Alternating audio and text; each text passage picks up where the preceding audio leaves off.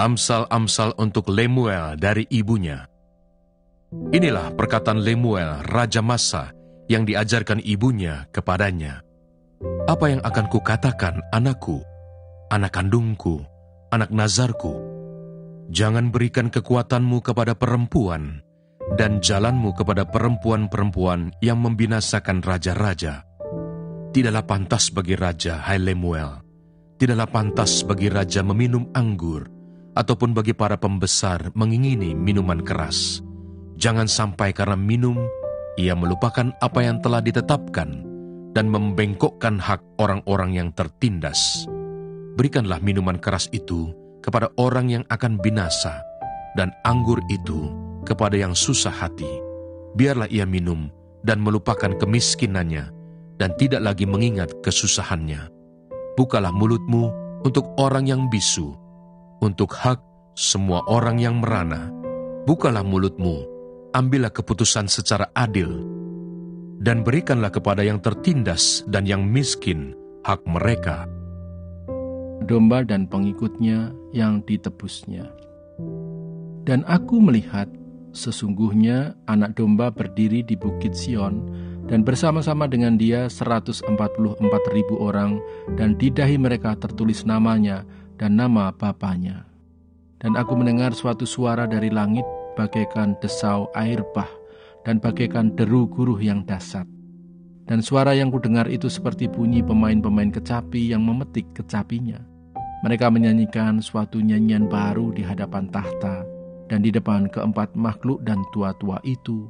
Dan tidak seorang pun yang dapat mempelajari nyanyian itu selain daripada 144.000 orang yang telah ditebus dari bumi itu. Mereka adalah orang-orang yang tidak mencemarkan dirinya dengan perempuan-perempuan, karena mereka murni sama seperti perawan. Mereka adalah orang-orang yang mengikuti anak domba itu kemana saja ia pergi. Mereka ditebus dari antara manusia sebagai korban-korban sulung bagi Allah dan bagi anak domba itu. Dan di dalam mulut mereka tidak terdapat dusta, mereka tidak bercela. Pemberitahuan tentang penghakiman. Dan aku melihat seorang malaikat lain terbang di tengah-tengah langit, dan padanya ada Injil yang kekal untuk diberitakannya kepada mereka yang diam di atas bumi, dan kepada semua bangsa dan suku dan bahasa dan kaum. Dan ia berseru dengan suara nyaring, "Takutlah akan Allah, dan muliakanlah Dia, karena telah tiba saat penghakimannya, dan sembahlah Dia yang telah menjadikan langit dan bumi dan laut dan semua mata air." Dan seorang malaikat lain, malaikat kedua, menyusul dia dan berkata, Sudah rubuh Babel, kota besar itu, yang telah memabukkan segala bangsa dengan anggur hawa nafsu cabulnya." Dan seorang malaikat lain, malaikat ketiga, menyusul mereka dan berkata dengan suara nyaring, "Jikalau seorang menyembah binatang dan patungnya itu, dan menerima tanda pada dahinya atau pada tangannya, maka ia akan minum dari anggur murka Allah yang disediakan tanpa campuran dalam cawan murkanya, dan ia akan disiksa dengan api dan belerang di depan mata malaikat-malaikat kudus dan di depan mata anak domba. Maka asap api yang menyiksa mereka itu naik ke atas sampai selama-lamanya, dan siang malam mereka tidak henti-hentinya disiksa, yaitu mereka yang menyembah binatang serta patungnya itu, dan barang siapa yang telah menerima tanda namanya. Yang penting di sini ialah ketekunan orang-orang kudus yang menuruti perintah Allah dan iman kepada Yesus. Dan aku mendengar suara dari sorga berkata, "Tuliskan, berbahagialah orang-orang mati yang mati dalam Tuhan sejak sekarang ini. Sungguh," kata Roh, "supaya mereka boleh beristirahat dari jerih lelah mereka, karena segala perbuatan mereka menyertai mereka." Aku menghimpunkan mereka dekat sungai yang mengalir ke Ahawah, dan di sana kami berkemah 3 hari lamanya. Ketika kuselidiki mereka, ternyata ada orang-orang Israel awam dan imam-imam, tetapi tidak kudapati di antara mereka orang-orang dari Bani Lewi. Sebab itu aku mengirim Eliezer, Ariel, Semaya, Elnatan, Yarib, Elnatan, Natan, Zakaria, Mesulam, yakni kepala-kepala kaum keluarga, dan Yoyarib dan Elnatan, yakni pengajar-pengajar, dengan pesan untuk Ido, kepala setempat di Kasifiah. Aku menaruh perkataan-perkataan ke dalam mulut mereka, untuk dikatakan kepada Ido dan saudara-saudaranya, para budak di Bait Allah, di Kasifia itu, supaya mereka mendatangkan kepada kami orang-orang yang harus menyelenggarakan kebaktian di rumah Allah kami.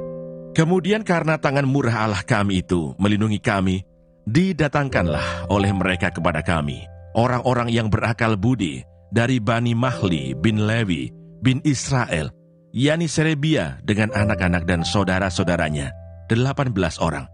Dan Hasabia beserta Yesaya dari Bani Merari dan saudara-saudaranya dan anak-anak mereka 20 orang.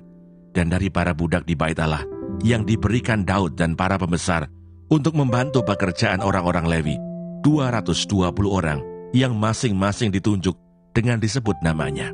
Kemudian di sana, di tepi sungai Ahawa itu, aku memaklumkan puasa supaya kami merendahkan diri di hadapan Allah kami dan memohon kepadanya jalan yang aman bagi kami, bagi anak-anak kami, dan segala harta benda kami. Karena aku malu meminta tentara dan orang-orang berkuda kepada raja untuk mengawal kami terhadap musuh di jalan. Sebab kami telah berkata kepada raja demikian, tangan Allah kami melindungi semua orang yang mencari Dia demi keselamatan mereka. Tetapi kuasa murkanya menimpa semua orang yang meninggalkan Dia. Jadi berpuasalah kami memohonkan hal itu kepada Allah, dan Allah mengabulkan permohonan kami. Lalu aku memilih 12 orang pemuka imam, yakni Serebia dan Hasabia, dan bersama-sama mereka 10 orang dari antara saudara-saudara mereka. Aku menimbang bagi mereka perak, emas, dan perlengkapan-perlengkapan, yakni persembahan-persembahan khusus bagi rumah Allah kami, yang dikhususkan oleh raja, serta penasehat-penasehatnya, dan pembesar-pembesarnya, dan semua orang Israel yang ada di sana. Pula aku menimbang untuk menyerahkan ke tangan mereka perak 650 talenta, perlengkapan perak seharga 100 talenta, emas 100 talenta, 20 piala emas seharga 1000 dirham, dan 2 buah perlengkapan daripada tembaga murni yang mengkilat dan indah seperti emas. Dan aku berkata kepada mereka, kamu kudus bagi Tuhan, dan perlengkapan-perlengkapan ini pun kudus, dan perak dan emas ini adalah persembahan sukarela kepada Tuhan, Allah nenek moyangmu.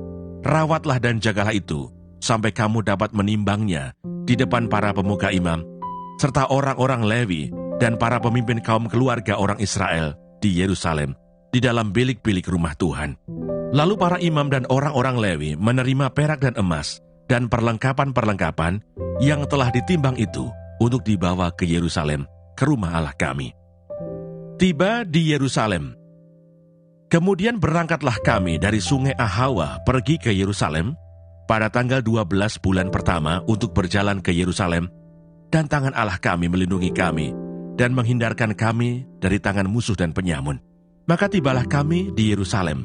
Sesudah kami tinggal di sana selama 3 hari, maka pada hari yang keempat ditimbanglah perak dan emas dan perlengkapan-perlengkapan itu di dalam rumah Allah kami, di bawah pengawasan Imam Meremot bin Uriah, yang didampingi oleh Eleazar bin Pinehas, dan mereka dibantu oleh Yosabat bin Yesua dan Noaja bin Binui, orang-orang Lewi.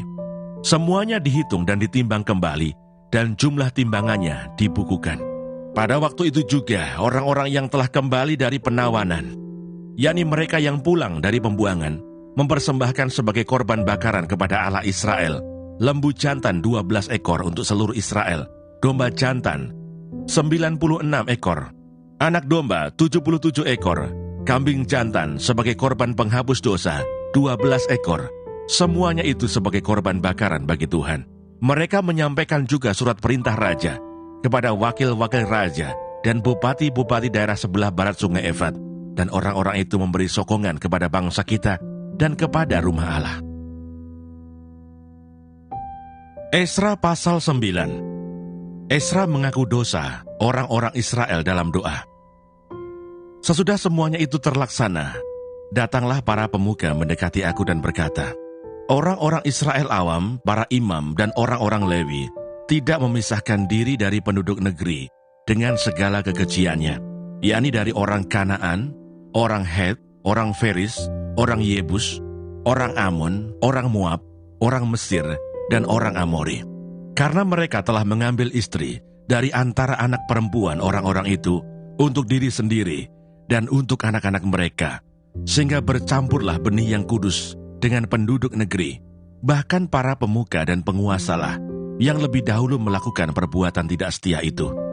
Ketika aku mendengar perkataan itu, maka aku mengoyakkan pakaianku dan jubahku, dan aku mencabut rambut kepalaku dan janggutku, dan duduklah aku tertegun. Lalu berkumpullah kepadaku semua orang yang gemetar karena firman Allah Israel, oleh sebab perbuatan tidak setia orang-orang buangan itu. Tetapi aku tetap duduk tertegun sampai korban petang.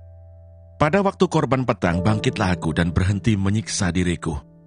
Lalu aku berlutut dengan pakaianku dan jubahku yang koyak-koyak, sambil menadahkan tanganku kepada Tuhan Allahku, dan kataku, "Ya Allahku, aku malu dan mendapat celah, sehingga tidak berani menengadahkan mukaku kepadamu, ya Allahku. Karena dosa kami telah menumpuk mengatasi kepala kami, dan kesalahan kami telah membubung ke langit.